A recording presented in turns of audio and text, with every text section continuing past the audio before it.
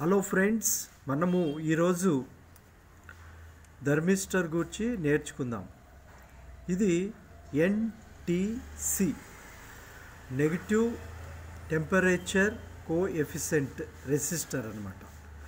ఇది సిరీస్లో కలపబడి ఉన్నది.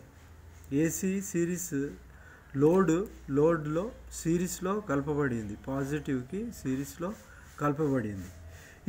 దీని యొక్క ఉపయోగం ఏమిటంటే, ఎప్పుడైతే మనం ఏసీ పవర్ ఆన్ చేసినప్పుడు ఇన్రష్ కరెంట్ని అదుపు చేయడానికి ఉపయోగపడుతుంది. మొదట ఇది హై రెసిస్టెన్స్ కలిగి ఉంటుంది. ఎప్పుడైతే లోడ్ దీని మీద పడినప్పుడు ఇది లో రెసిస్టెన్స్గా మార్చబడుతుంది అన్నమాట.